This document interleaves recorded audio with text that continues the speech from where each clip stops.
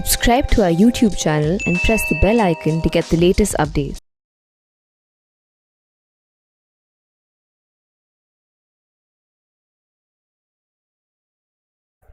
Good morning, good afternoon and good evening. जो भी friends इस लेक्चर को जिस समय पे भी देख रहे हैं उनको मेरी वो wishes.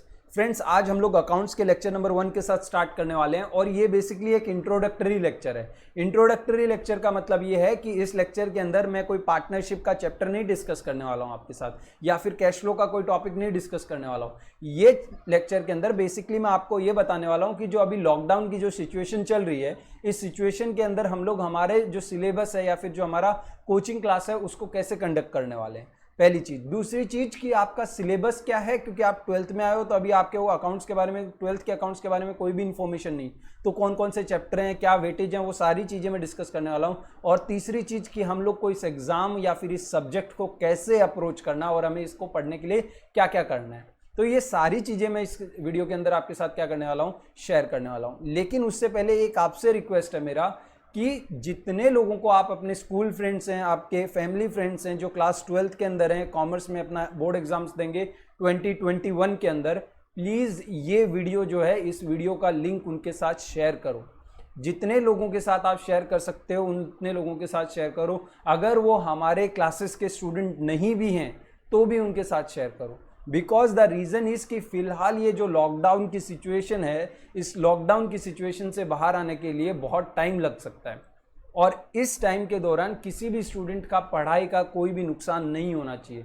That is my main aim and that is what we believe at Shekhawat academy में। हम ये बिलीव करते हैं कि भाई इस लॉकडाउन के दौरान आगे जब कोचिंग क्लासेस नहीं होंगी तो उन कोचिंग क्लासेस में किसी भी स्टूडेंट का कुछ भी वेस्ट नहीं होना चाहिए टाइम। अभी लॉकडाउन तो शायद 3 मई को लिफ्ट कर देगी government, may be a chance partially lift कर दे, बट स्टिल कोचिंग क्लासेस को रीओपन और स्कूल को रीओपन होने में थोड़ा टाइम और लग सकता है अभी।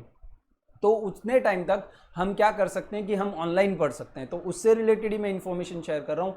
तो जितने भी आपके स्कूल फ्रेंड्स हैं, जितने भी आपके फैमिली फ्रेंड्स हैं, खास करके जो स्टूडेंट्स वापी के हैं, सिलवासा के हैं, दमन के हैं, वो तो इस वीडियो को प्लीज़ जितना हो सके उतना शेयर करो। और इसमें आगे जो मैं डिटेल शेयर कर रहा हूँ ताकि बाकी सब स्टूडेंट्स को भी वो चीज़ें मालूम पड़े और वो भी अपने एग्जाम्स के लिए अच्छे से प्रिपेयर कर पाएँ, किसी का भी नुकसान नहीं होना चाहिए। अब देखो, यहाँ पे देखो, सीबीएसई का आपका जो बोर्ड एग्जाम है क्लास 12th वालों का, वो बोर्ड एग्जाम्स आएगा समवेयर अराउंड 2021 के अंदर। अप्रैल में भी आ सकता है, मार्च में भी आ सकता है, फेब में भी आ सकता है, डेट्स तो हमें मालूम नहीं है। तो 2021 के अंदर आएगा। अब हम लोग को प्रिपरेशन करनी है किसकी, क्लास 12th के अकाउंट्स की। तो अब क्लास 12th का अकाउंट्स का पेपर देखो आता है टोटल 100 मार्क्स का। अकाउंट्स का पेपर कितने मार्क्स का आता है, 100 मार्क्स का। और ये 100 मार्क्स का पेपर आप इसको 2 पार्ट में डिवाइड कर सकते हो। एक तो आपका जो एग्जाम में आएगा वो, यानी बोर्ड एग्जाम्स में आएगा वो, और दूसरा आपके प्रैक्टिकल होंगे वो। अब जो प्रैक्टिकल है वो 20 मार्क्स का होगा। 20 मार्क्स का आपको प्रैक्टिकल होगा, उसके बारे में भी मैं आपको सारी डिटेल बताऊंगा। और 80 मार्क्स का आपका एग्जाम्स होगा, बराबर है। अब 80 मार्क्स का आपको यानी पेपर जाके सीबीएसई में बोर्ड एग्जाम में पेपर अपना लिखना है और उसमें आपको 80 मार्क्स में से नंबर मिलेंगे। अब यहाँ पे पहले मैं प्रैक्टिकल के बारे में थोड़ा डिस्कस कर लेता हूँ। प्रैक्टिकल देखो आपका कितने मार्क्स का है, टोटल 20 मार्क्स का है। तो इसमें क्या होता है कि एक बाहर का एक्सटर्नल आता है, यानी एक्सटर्नल टीचर आता है और वो आपका प्रोजेक्ट को इवेल्युएट करता है। तो ये प्रोजेक्ट क्या होता है, बेसिकली आपको एक प्रोजेक्ट फाइल बनानी रहेगी। वो प्रोजेक्ट फाइल की डिटेल या तो आपको अभी तक शेयर कर दिया गया होगा स्कूल से, या फिर थोड़े टाइम में कर देंगे। तो अगर किसी को ये प्रोजेक्ट फाइल कैसे बनाना है, क्या करना है, उसकी कोई भी इन्फॉर्मेशन स्कूल से आपको मिली है तो आप वो चीज़ मेरे साथ व्हाट्सएप पे शेयर करो। मैं थोड़ी देर में व्हाट्सएप डिटेल्स भी आपके साथ शेयर करूंगा कि वहाँ कहाँ कहाँ कैसे कैसे आप कांटेक्ट कर सकते हो। तो मुझे कांटेक्ट करो और अपने प्रोजेक्ट की इन्फॉर्मेशन दो ताकि मैं आपका मदद कर सकूँ उस प्रोजेक्ट को बनाने में। तो we are going to help each and every students to prepare their project file. तो आपको ये प्रोजेक्ट फाइल बनानी है। अब इस प्रोजेक्ट फाइल में आप कुछ रेशियोज निकालोगे, कुछ पीएनएल बनाओगे, बैलेंस शीट बनाओगे। उस प्रोजेक्ट फाइल के बाद आपको जो एक्सटर्नल आएगा ना, वो आपका वाइवा लेगा। क्या लेगा, वाइवा, यानी इस प्रोजेक्ट फाइल के ऊपर और जो आपने 11th-12th में पढ़ा है उसके ऊपर वो आपसे क्वेश्चंस पूछेगा और उस क्वेश्चंस के जैसे आप आंसर करोगे उस हिसाब से आपको मार्क्स मिलेंगे। तो आपको एक प्रोजेक्ट फाइल हो गई, एक वाइवा हो गई, इसी के साथ आपका एक रिटन एग्जाम भी होगा। हाँ, प्रैक्टिकल में रिटन एग्जाम, ये सीबीएसई की महिमा है, ठीक है, कि प्रैक्टिकल में भी हम रिटन एग्जाम ही लेंगे, प्रैक्टिकल नहीं करवाएंगे, बट ले रहे हैं तो ले रहे हैं। अब ये लास्ट ईयर तक 12 मार्क्स का आपका क्या हुआ करता था, प्रैक्टिकल एग्जाम हुआ करता था, यानी आपको रिटन एग्जाम हुआ करता था, यानी 12 मार्क्स के लिए आपको कुछ क्वेश्चंस दिए जाएंगे, उन क्वेश्चंस को आप जैसे सॉल्व करोगे, जैसे 4 क्वेश्चन दे देंगे 3-3 मार्क के, या फिर 3 क्वेश्चन दे देंगे 4-4 मार्क के, और जैसा आप सॉल्व करोगे वैसे आपको मार्क्स मिलेंगे, ठीक है। तो एक तो आपका ये हो गया, 12 मार्क्स का क्या हो गया, आपका रिटन एग्जाम हो गया। जो प्रोजेक्ट फाइल आप बनाओगे वो प्रोजेक्ट फाइल आपकी आएगी 4 मार्क्स की, 4 मार्क्स की आपकी प्रोजेक्ट फाइल आ गई, यानी आप प्रोजेक्ट फाइल कैसे बनाते हो उसके ऊपर आपको 4 मार्क्स में से मिलेंगे। और वाइवा, यानी जो एग्जामिनर आएगा वो आपसे क्वेश्चन पूछेगा, उसमें आपको 4 मार्क्स मिलेंगे। तो टोटल आपका प्रैक्टिकल हो गया कितने मार्क्स का, 20 मार्क्स का आपका प्रैक्टिकल हो गया। तो ये आपका प्रैक्टिकल का सिनेरियो हो गया। तो अब इसमें आपकी ये प्रोजेक्ट फाइल है, इसमें हम लोग हेल्प करेंगे। वाइवा की प्रैक्टिस में भी हम लोग आपको कुछ टिप्स एंड सजेशन देंगे कि आपको कैसे प्रिपेयर करना है। और ये जो रिटन एग्जाम है इसका आपको टेंशन नहीं लेने का जरूरत है, क्योंकि जब हम लोग इसके लिए प्रिपेयर करेंगे तो इसी में से क्वेश्चन पूछते हैं, उसमें अलग से कोई क्वेश्चन नहीं आते हैं। तो when you prepare for this exams you prepare for written exams, ठीक है। तो आपको प्रैक्टिकल का टेंशन लेने का बिल्कुल भी जरूरत नहीं है। आपकी जो भी प्रोजेक्ट फाइल है उसको मेरे साथ शेयर करो आप, मैं आपका उसमें डेफिनेटली मदद करूंगा। अब बात करते हैं ये 80 मार्क्स का जो पेपर होने वाला है, रिटन एग्जाम होने वाला है, रिटन सीबीएसई का बोर्ड एग्जाम्स होने वाला है।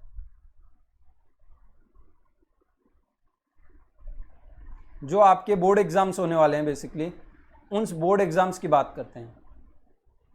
तो देखो यहाँ पे ये जो बोर्ड एग्जाम्स होने वाले हैं आपके रिटन बोर्ड एग्जाम्स, ये 80 मार्क्स का होने वाला है। और इस 80 मार्क्स को मैं आपका कुछ चैप्टर्स और कुछ यूनिट्स में बांट देता हूँ। तो कुछ टॉपिक्स हैं तो मैं उसको इस तरह से डिवाइड करता हूँ, मैं एक ऐसा मैट्राइज बना लेता हूँ, उसमें डिवाइड करता हूँ। तो सबसे पहले हमको है topic number 1, and this topic is about partnership. इस टॉपिक में क्या आपको पार्टनरशिप है, और इस पार्टनरशिप के अंदर आपको chapter number 1, chapter number 2, chapter number 3, chapter number 4 and chapter number 5, यानी 5 चैप्टर हैं इस पार्टनरशिप के अंदर। और इन सब का हर एक चैप्टर में से एग्जाम में हर चैप्टर में से कितना आएगा ये तो डिफाइंड नहीं है, बट इन पांचों चैप्टर का टोटल मिला के आपको जो मार्क्स मिलेंगे वो 30 मार्क्स का आपको पार्टनरशिप आएगा। यानी एग्जाम्स में इस 80 मार्क के पेपर में से 30 मार्क का आपको क्या मिलेगा, 30 मार्क का आपको पार्टनरशिप मिलेगा, पार्टनरशिप के क्वेश्चंस मिलेंगे। उसके बाद आते हैं टॉपिक नंबर 2, और ये टॉपिक है आपका shares and capital, shares and debentures, shares and debentures. अब शेयर्स एंड डिबेंचर्स में आपको टोटल 3 चैप्टर हैं। एक है इश्यू ऑफ डिबेंचर, यानी शेयर कैसे देते हैं, ठीक है। एक है इश्यू ऑफ शेयर्स, कि शेयर्स कैसे दिए जाते हैं। दूसरा है इश्यू ऑफ डिबेंचर, कि डिबेंचर कैसे दिए जाते हैं। और तीसरा है रिडम्पशन ऑफ डिबेंचर। तो ये आपको टोटल 3 चैप्टर हो गए। अब ये होता क्या है वो बाद में जब स्टार्ट करेंगे तब देखेंगे, ठीक है। उसके बाद आपको एक टॉपिक नंबर 3 आता है, इसमें मैं 2 चैप्टर डालता हूं। टॉपिक नंबर 3 में मैं क्या करता हूं, 2 चैप्टर डालता हूं। एक को डालता हूं मैं एनपीओ करके, नॉन प्रॉफिट ऑर्गेनाइजेशन, एनजीओ होते हैं ना, तो एनजीओ अपनी balance sheet, profit loss account कैसे बनाएगा, वो सारी चीजें हम लोग यहाँ पे क्या करते हैं, यहाँ पे डिस्कस करते हैं। और दूसरी चीज जो मैं डालता हूँ इसके अंदर, वो डालता हूँ कैश फ्लो स्टेटमेंट। क्या डालता हूँ, कैश फ्लो स्टेटमेंट। ये दोनों एक ग्रुप नहीं है, बट मैंने इनको जो मेरे स्टूडेंट्स हैं वो इस तरह से ही पढ़ते हैं, और मैंने उनको इसी तरह से क्या कर दिया है, ग्रुप कर दिया है। अब जो एनपीओ है वो आपका कितने मार्क्स का है, तो एनपीओ आपका 10 मार्क्स का है। बोर्ड एग्जाम्स में 10 मार्क का आपको एनपीओ आएगा। और कैश फ्लो जो है आपको, कैश फ्लो आपको 8 मार्क्स का कैश फ्लो आता है। तो इसका जो टोटल करोगे अगर आप, तो आपको इसका टोटल होता है 18 मार्क्स। कितना मार्क्स होता है, 18 मार्क्स। अच्छा, इसका टोटल मैंने नहीं बताया आपको, इसका टोटल होता है 20 मार्क्स। शेयर्स का कितना मार्क्स है, 20 मार्क्स, बराबर है। अब उसके बाद हमारा आता है टॉपिक नंबर 4, और इसमें आपका पार्ट बी पूरा आ जाता है। क्या आ जाता है आपका, part B. Except CFS, cash flow statement को छोड़ के, क्योंकि कैश फ्लो वैसे तो पार्ट बी में है लेकिन मैंने उसको अलग से लिखा है क्योंकि उसका वेटेज ज़्यादा है इसके लिए। तो पार्ट बी में क्या और क्या बच गया, कैश फ्लो के अलावा क्या बच गया, तो आपका देखो थियरी में आ जाता है analysis of financial statement, 1-2 chapter theory के आपको, बहुत कम है लेकिन है थियरी थोड़ा सा। उसके बाद आपको common size comparative financial statement आ जाएंगे, कॉमन साइज क्या है, कंपेरेटिव क्या है, ये सारी चीजें आ जाएगी। उसके अलावा आपको रेशियो एनालिसिस आ जाएगा, क्या आ जाएगा, बहुत इंपॉर्टेंट है, रेशियो एनालिसिस आ जाएगा। अब इनका जो एग्जाम में वेटेज है वो क्या है, तो देखो ये दोनों मिला के, कॉमन साइज और कंपेरेटिव मिला के लगभग 8 मार्क्स का आता है, और रेशियो जो है वो आपका 4 मार्क्स का आता है। तो टोटल ये वाला जो पोर्शन है ये 12 मार्क्स का हो गया। तो ये आपका पूरा सिलेबस है, यानी 5 चैप्टर पार्टनरशिप के, 3 चैप्टर शेयर्स के, 2 चैप्टर हमारे, एक एनपीओ और एक कैश फ्लो का, और बाकी कुछ मिसलिनियस चैप्टर्स हैं किसके अंदर, टॉप पार्ट बी के अंदर, किसके अंदर, पार्ट बी के अंदर। तो इस तरह से आपका टोटल देखोगे तो 18 + 12 कितना होता है, 18 + 12 हमारा होता है 30, ठीक है, और 30 + 30 60, 60 के बाद आपका ये 20 मार्क्स, तो टोटल कितना हो गया, 80 मार्क्स का आपका पेपर हो गया। अब इसमें एक चीज नोट करने जैसी है, जो मैंने आपको ये 20 मार्क्स का यहाँ पे जो ये प्रोजेक्ट बोला है, और इसमें ये जो प्रोजेक्ट फाइल आप बनाओगे और ये रिटर्न एग्जाम जो दोगे, ये मेनली जो है ना पूरा का पूरा ये बेस रहेगा किसके ऊपर, इसके ऊपर, पार्ट बी के ऊपर। यानी जो प्रोजेक्ट फाइल आपको बनानी है वो प्रोजेक्ट फाइल आपको पार्ट बी में से ही पूछी जाएगी। यानी अगर आपका पार्ट बी का, अगर टोटल 100 मार्क्स में कितना वेटेज होता है ऐसा देखूं तो कहने से 20 मार्क्स का प्रैक्टिकल जो है वो भी आपको पार्ट बी में से पूछा जाएगा। यानी आपका पार्ट बी कितना हो गया, टोटल 32 मार्क्स का पार्ट बी हो गया। 100 में से बात करूं तो रिटर्न में सिर्फ 12 का ही आएगा, लेकिन ऐसे लिखने में बात करूं तो आपका कितना आ जाएगा, लिखने में अगर मैं बात करूं तो आपका, लिखने और प्रैक्टिकल दोनों मिला के बात करूं तो आपका 32 मार्क्स का पार्ट बी में से आएगा। अब देखो यहाँ पे कुछ चीजें आपको जानने की जरूरत है कि यहाँ पे अगर आप नंबर ऑफ सम्स, मैं ना कैसे पढ़ाता हूँ एग्जाम इसमें कि मैं सम्स काउंट करता हूँ कि भाई इस चैप्टर में कितने सम है, तो लगभग आप इसके अंदर मान सकते हो कि हर चैप्टर के अंदर 60 क्वेश्चन आप मान सकते हो, 55 क्वेश्चन जितना मान सकते हो, मैं 60 क्वेश्चन मानता हूँ।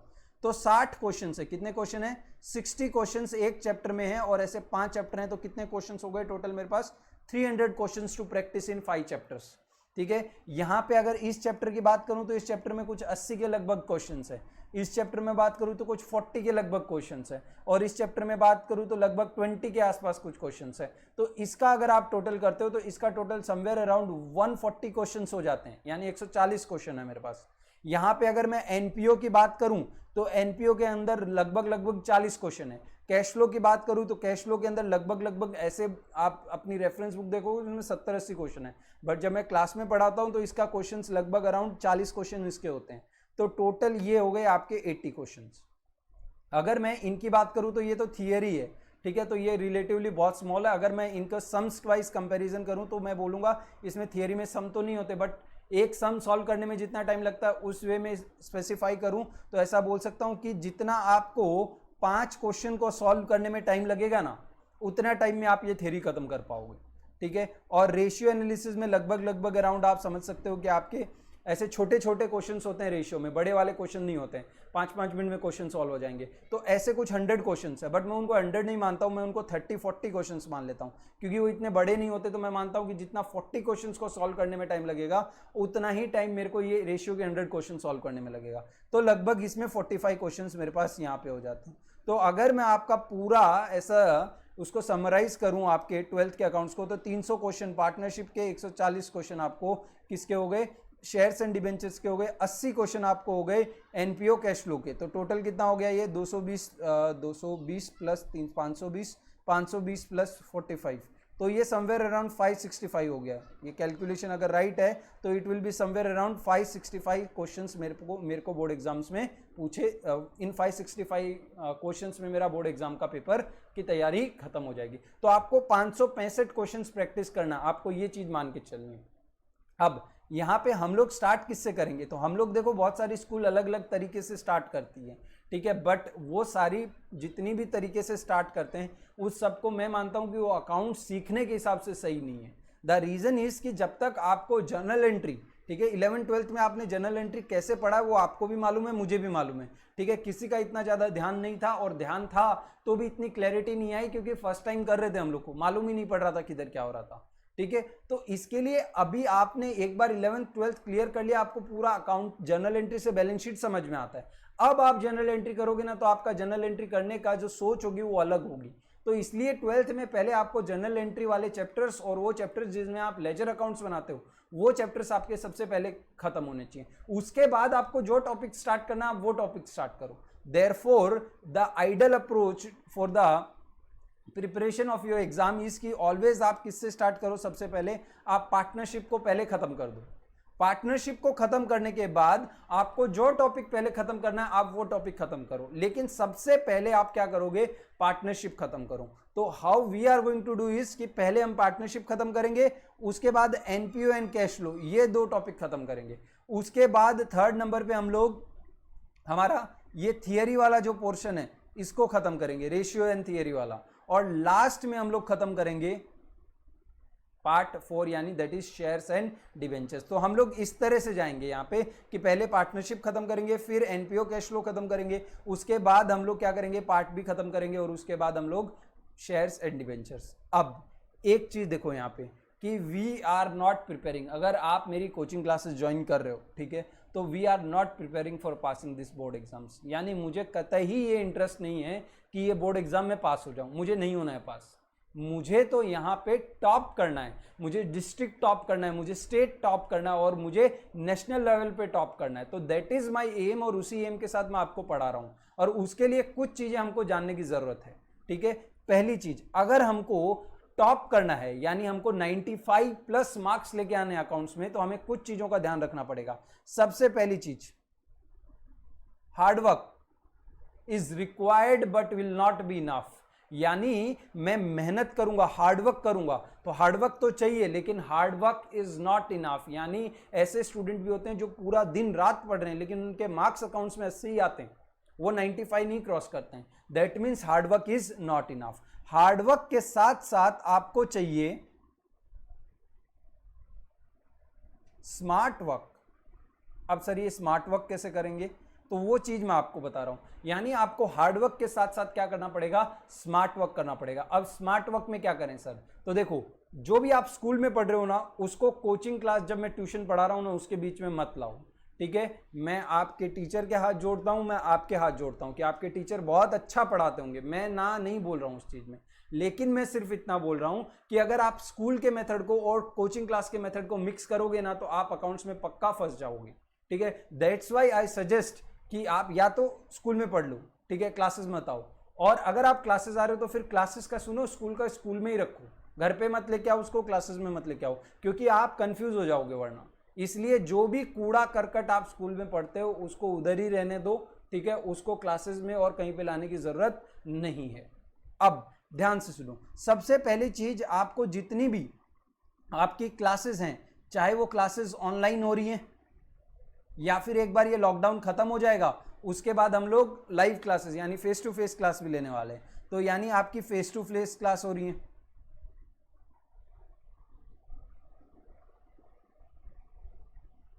वो सारी की सारी क्लासेस आपको रेगुलरली अटेंड करनी। एक भी क्लास ट्राई करो कि मिस नहीं हो, क्योंकि अकाउंट्स में ऐसा है कि अगर एक क्लास, पहली क्लास कोई भी चैप्टर की तो मिस होनी ही नहीं चाहिए, क्योंकि पहली चैप्टर में, पहली क्लास में तो मैं पूरा चैप्टर का जो इंट्रोडक्शन है या फिर पूरा चैप्टर में क्या कॉन्सेप्ट्स लगने वाले हैं, वो सारे कॉन्सेप्ट्स तो मैं पहले लेक्चर में ही आपको सिखा देता हूं। तो अगर आपने पहला लेक्चर नहीं अटेंड किया, उसके बाद के लेक्चर अटेंड करे, तो बाद के लेक्चर में तो मैं सिर्फ सम करवाता हूं, ठीक है, कि ये ऐसे करना, ये ऐसे करना, लेकिन उसका लॉजिक जो है वो तो मैं पहले लेक्चर में समझा चुका हूं।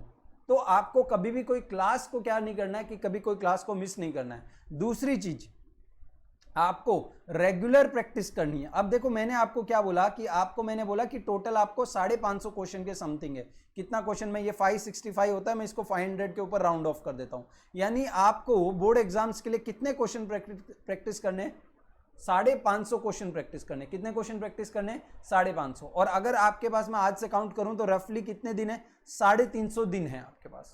कितने दिन है, 350। अगर मैं रोज के 4 सम करता हूं अकाउंट्स में, रोज के कितने सम कर रहा हूं, सिर्फ 4 सम। तो अगर मैं रोज के घर पे 4 सम प्रैक्टिस कर रहा हूं तो कहना ही से मैं 1400 यानी लगभग 1500 क्वेश्चन के आसपास क्वेश्चन प्रैक्टिस कर पाऊंगा कि नहीं कर पाऊंगा?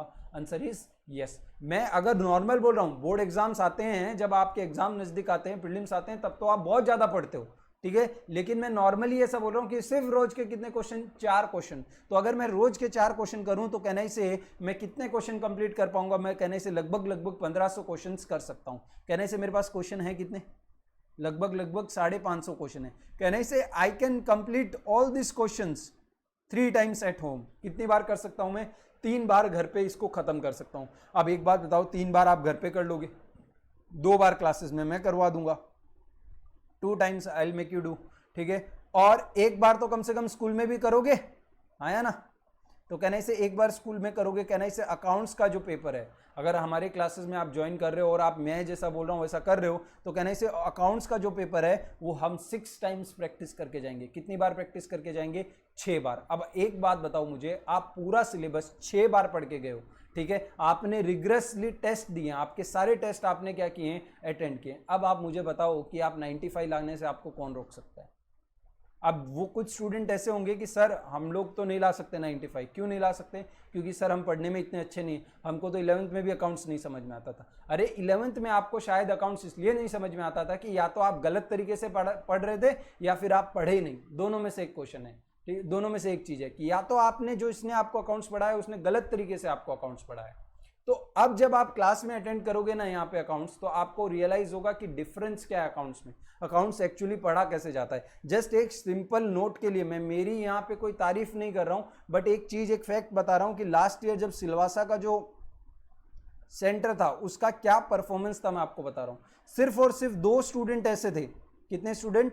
2 स्टूडेंट ऐसे थे जिनके 11th स्टैंडर्ड में 60% से ऊपर आए थे। कितने से ऊपर आए थे? 60% से। यानी 36 स्टूडेंट्स थे हमारे पास सिलवासा सेंटर पे लास्ट ईयर, उसमें से सिर्फ 2 स्टूडेंट ऐसे थे जिनके 60% से ऊपर मार्क्स आए थे, ठीक है। और 12th में उन्होंने किसको ज्वाइन किया था? हमारी क्लासेस यानी शेखावत एकेडमी को ज्वाइन किया था, सेक ज्वाइन किया था। अब अभी तक तो देखो 12th का रिजल्ट तो आया नहीं है, ठीक है, 12th का रिजल्ट तो आया नहीं, हमको नहीं मालूम है, बट यही सारे स्टूडेंट जो भी हैं, 36 स्टूडेंट है, इनमें से आप 2-4 स्टूडेंट्स निकाल सकते हो। उनके अलावा बाकी सारे के सारे स्टूडेंट्स जब लास्ट में जब बोर्ड एग्जाम्स आ रही थी ना, not even a board exams, नवंबर का टाइम, ठीक है, बोर्ड एग्जाम आई है आपकी मार्च में, नवंबर में है ना, वो लोग जब संडे होता था ना तो संडे को वो क्लासेस आते थे। मैं कोई क्लास नहीं लेता था, वो खुद क्लासेस आते थे और एक्स्ट्रा टाइम यानी 3 घंटा 4 घंटा बैठ के खुद ही अकाउंट्स प्रैक्टिस करते थे। वो क्यों प्रैक्टिस करते थे? क्योंकि उनको सब्जेक्ट समझ में आने लग गया था। अब उनके क्वेश्चंस, उनके बैलेंस शीट मैच होने लग गई थी, उनको अकाउंट्स के लॉजिक मालूम पड़ने लगे थे। और इसी कॉन्फिडेंस पे इन 36 स्टूडेंट्स में से 17 स्टूडेंट्स ऐसे हैं जिन्होंने ये डिसाइड किया कि सर हमें क्या करना है?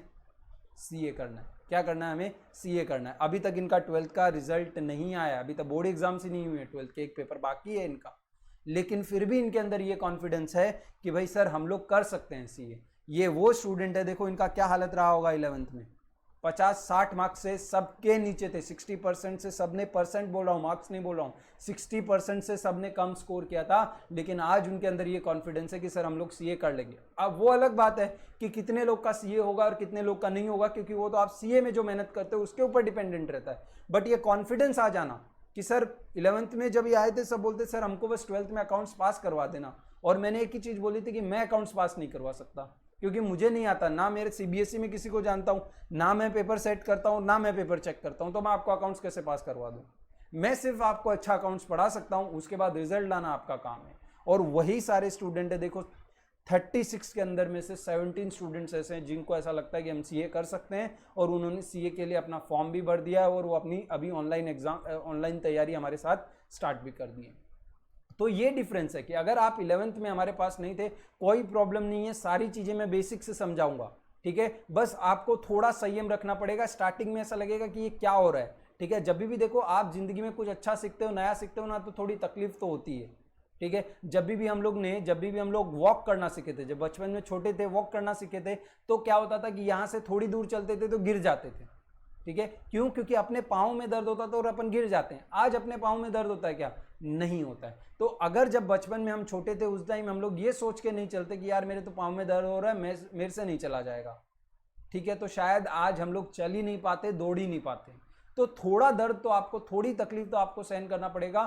थोड़ा सा अगर आप 11th में नहीं थे तो आपको थोड़ी सी प्रॉब्लम अकाउंट्स के अंदर होगी, बट आपको उससे टेंशन लेने की जरूरत नहीं है। अब पहली चीज तो हमको रेगुलर प्रैक्टिस करनी है, और उस रेगुलर प्रैक्टिस में आपको जो भी डाउट्स हैं वो डाउट्स आप कैसे सॉल्व करोगे वो भी मैं आपको बताता हूं। और तीसरी चीज जो आपको करनी है ना, तीसरी चीज आपको सबसे ज्यादा करनी है वो ये करनी है आपको कि आपको ABC एनालिसिस करने हैं। क्या करने हैं आपको? ABC analysis.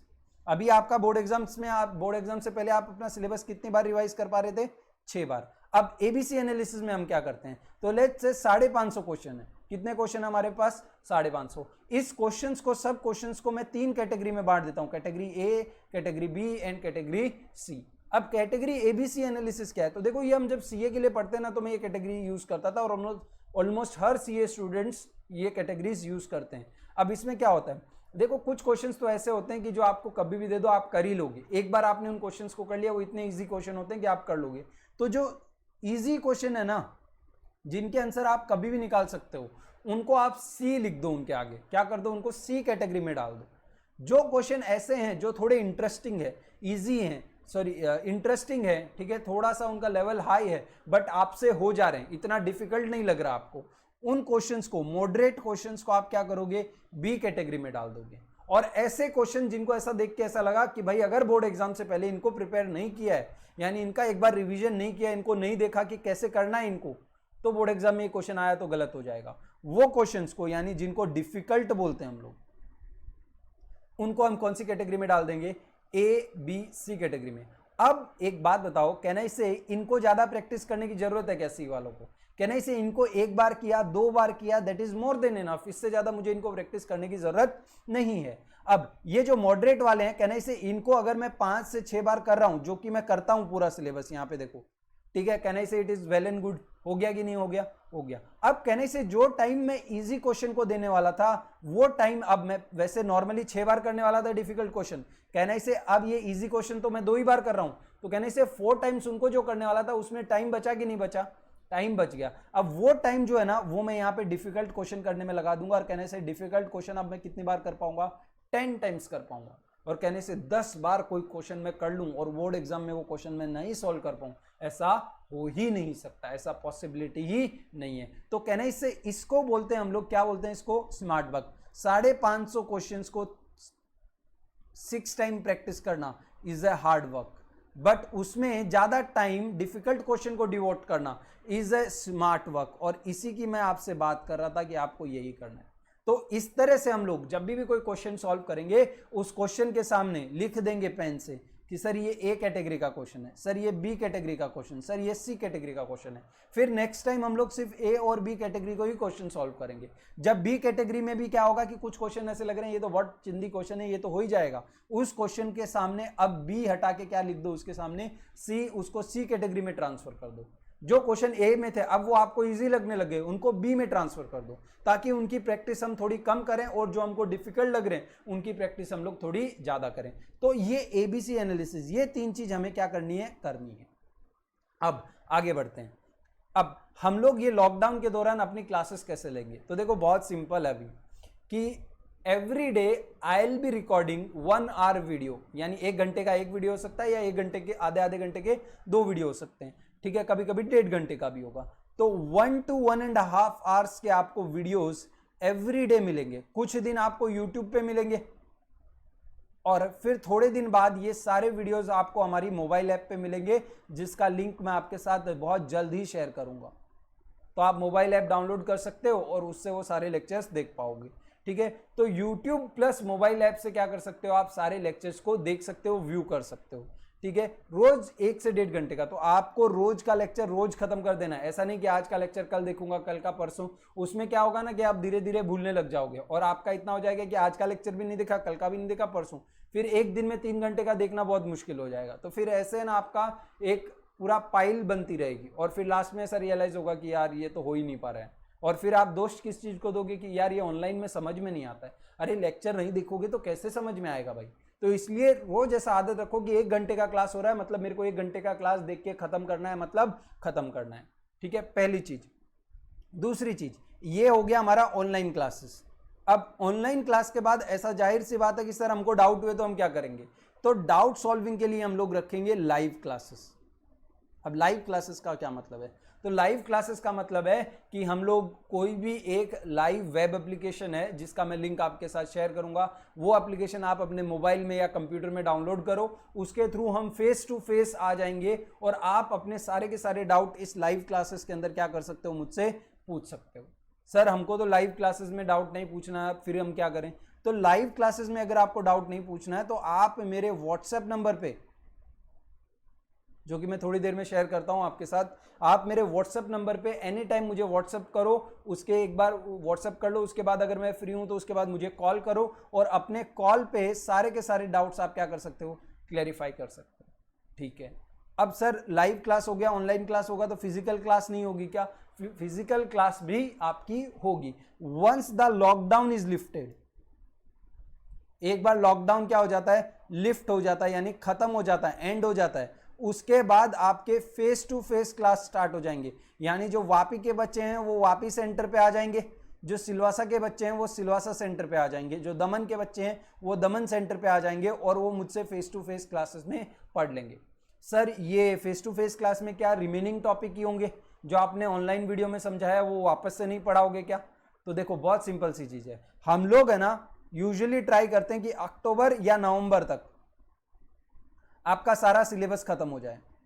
ठीक है, एक बार अक्टूबर नवंबर तक आपका सिलेबस खत्म हो जाता है, उसके बाद नवंबर का कुछ पार्ट, दिसंबर का कुछ पार्ट, इस पार्ट के अंदर हम लोग आपका पूरा सिलेबस को क्या करते हैं, वापस से रिवाइज करते हैं। क्लास के अंदर सारे कॉन्सेप्ट में वापस पढ़ाता हूं आपको। ठीक है, एक बार पहले पढ़ाए थे फेस टू फेस, अब वापस से पढ़ा रहा हूं, रिवाइज करवा रहा हूं, और उसके बाद जनवरी एंड फरवरी में आपको देता हूं किसके लिए, प्रैक्टिस के लिए। और जब आप प्रैक्टिस करोगे तो जाहिर सी बात है कि कुछ डाउट्स भी आएंगे, तो उन डाउट सॉल्विंग के लिए तो आपको ये टाइम जनवरी और फरवरी का टाइम मिलता है। रोज एक पेपर होता है आपका, ऑलमोस्ट कोई भी सब्जेक्ट, अकाउंट्स ले लो, इकोनॉमिक्स ले लो, बिजनेस स्टडीज ले लो, किसी का भी एक पेपर होगा और उस पेपर के बाद आपका उस पेपर का डिस्कशन होता है, डाउट सॉल्विंग होता है, आपको जो भी डाउट है वो सारे डाउट्स क्लियर किए जाते हैं, कुछ कॉन्सेप्ट आप भूल गए उसको वापस से रिवाइज कराया जाता है। तो ये टाइम हम लोग यूजुअली रिविजन के लिए यूज करते हैं। किसके लिए यूज करते हैं, रिविजन के लिए यूज करते हैं। समझ में आता है कि नहीं आता है, यस। अब डाउट सॉल्विंग हो गया सर, ये सब बात तो बराबर है, ठीक है, कि हमने ऑनलाइन क्लास लिया, लाइव क्लास लिया, लॉकडाउन के बाद आप वापी के बच्चों का वापी में क्लास ले लोगे, सिलवासा के बच्चों का सिलवासा में, दमन के बच्चों का दमन में क्लास ले लोगे। तो जो आपने इस लाइव सेशन के अंदर पढ़ा दिया वो आप रिपीट करोगे फेस टू फेस क्लास में, आंसर इज यस। अगर कोई स्टूडेंट बोलता है कि सर मेरे को ऑनलाइन वाले में ना ये चीज नहीं समझ में आई, आप पूरा पढ़ाओ मेरे को, तो मैं पूरा का पूरा टॉपिक या पूरा का पूरा चैप्टर आपको यहाँ पे फेस टू फेस क्लास में क्या कर दूंगा, आपका यहाँ पे रिवाइज, आपका वहाँ पे सॉल्व कर दूंगा। और फिर भी कोई चीज़ आपको रह जाती है तो वो चीज़ आपकी मैं यहाँ पे सॉल्व कर दूंगा, और फिर भी कुछ रह जाता है तो कहने से यहाँ पे सॉल्व कर देंगे। कहने से हम लोग 3 बार हमारा सिलेबस क्लास के अंदर रिवाइज करने वाले, 3 बार, नहीं करके 4-5 बार। मेरे को कॉन्फिडेंस है मेरे स्टूडेंट्स पे, ठीक है, आपको नहीं होगा बट मुझे कॉन्फिडेंस है कि मेरे स्टूडेंट घर पे 3 से 4 बार रिवाइज कर लेंगे, क्योंकि हमारी क्लासेस का पैटर्न है वो ऐसा ही है, टेस्ट है। अब टेस्ट में आओगे तो पढ़ के ही आओगे, बिना पढ़े आओगे तो जीरो आएगा, जीरो आएगा तो फिर बात करेंगे हम, और हम बात करेंगे तो फिर आपको अच्छा नहीं लगेगा। तो बहुत सिंपल सी बात है, कहने से अपन अपना क्लास का जो फॉर्मेट ही ऐसा है कि स्टूडेंट है ना 3 से 4 बार तो कर ही लेता है, तो उसका टेंशन आप मत लो। अब सर ये ऑनलाइन क्लासेस के टाइम पे अगर कुछ नहीं समझ में आ रहा है तो, और हमको व्हाट्सएप किया फिर भी नहीं आ रहा है, क्या करें, तो देखो इतना घबराने की जरूरत नहीं है। बेसिकली अकाउंट्स एक ऐसी चीज है ना कि वो आप एक दिन में नहीं सीख सकते। अब थोड़ा सा आप रिवाइंड करके 11th स्टैंडर्ड सोचो, कहने से जनरल एंट्री करते थे उस दिन आपको बैलेंस शीट के बारे में कुछ मालूम था क्या, नहीं मालूम था। लेकिन जब आप यहां पे जनरल एंट्री करोगे ना क्लास 12 के अंदर, आपको बैलेंस शीट तो मालूम होनी चाहिए। अगर आपको बैलेंस शीट नहीं मालूम है तो आप जनरल एंट्री नहीं कर सकते 12th का। तो कहने ही से कि जब मैंने 11th में जनरल एंट्री सीखा था तो कुछ कुछ जनरल एंट्री मुझे नहीं समझ में आ रही थी, कुछ कुछ चीजें मुझे नहीं समझ में आती थी।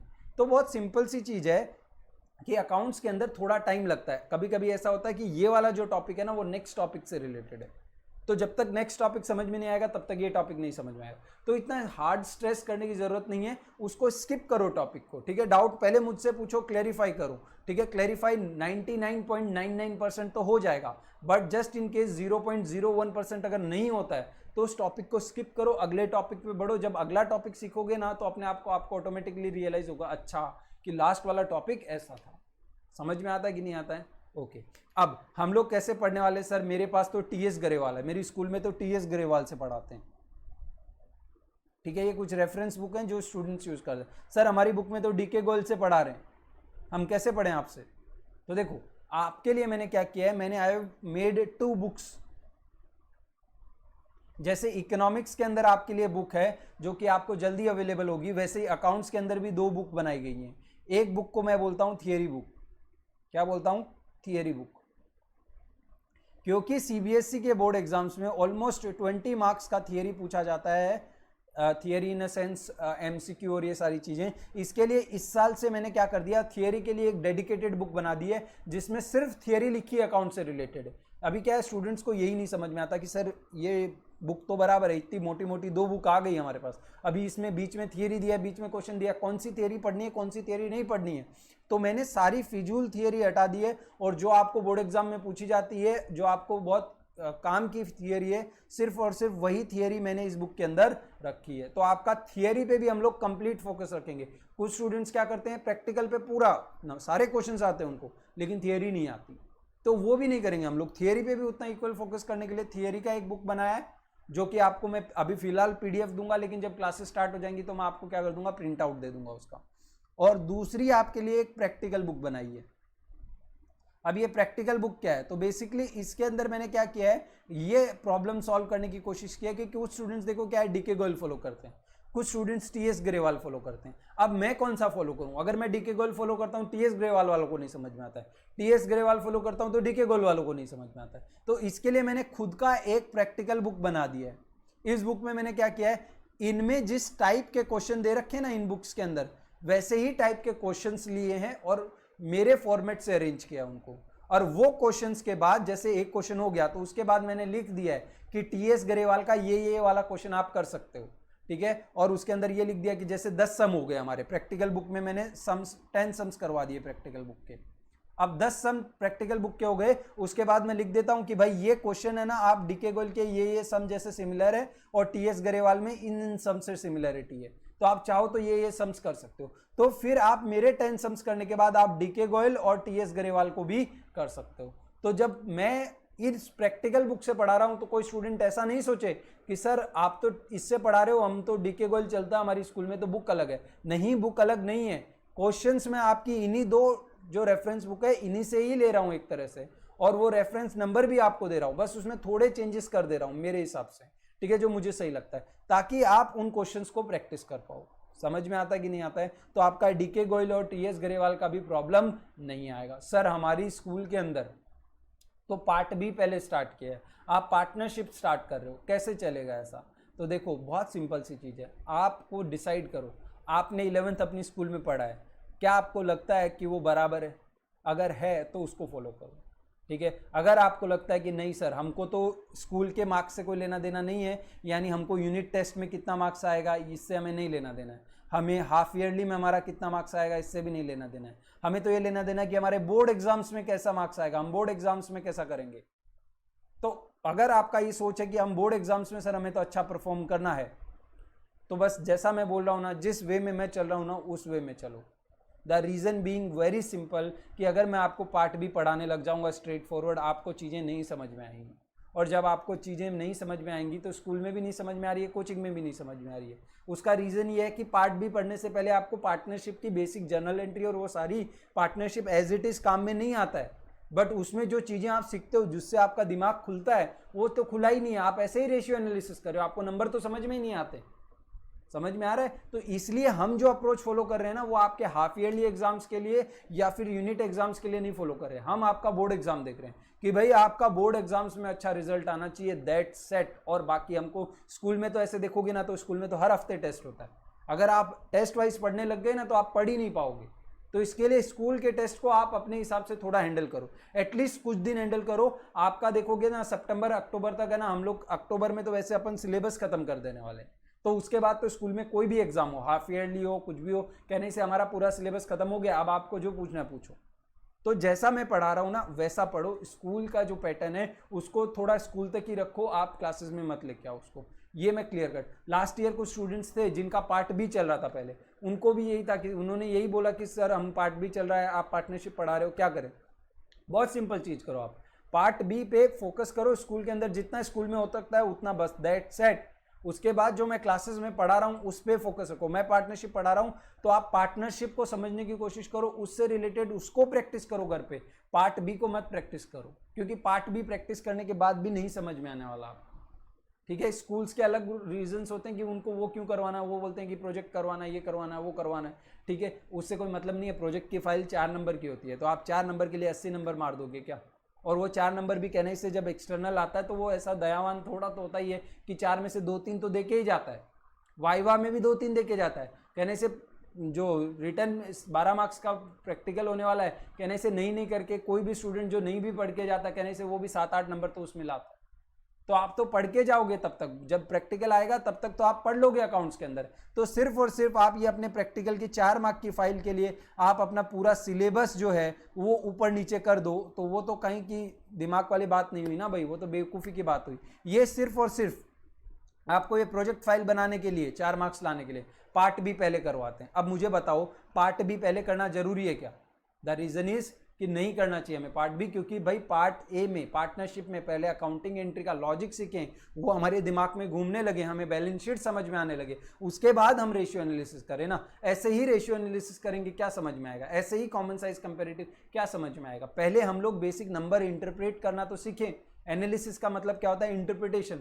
जब नंबर ही नहीं आ रहे हैं, अकाउंट में जनरल एंट्री कैसे फ्लो हो रही है वही नहीं आ रहा है, आप ऐसे ही रेशियो एनालिसिस कर रहे हो, क्या मतलब है उस चीज़ का? कोई मतलब नहीं है आपको, ना रियल लाइफ में काम आता है, ना आपको सीबीएसई के बोर्ड एग्जाम्स में काम आता है।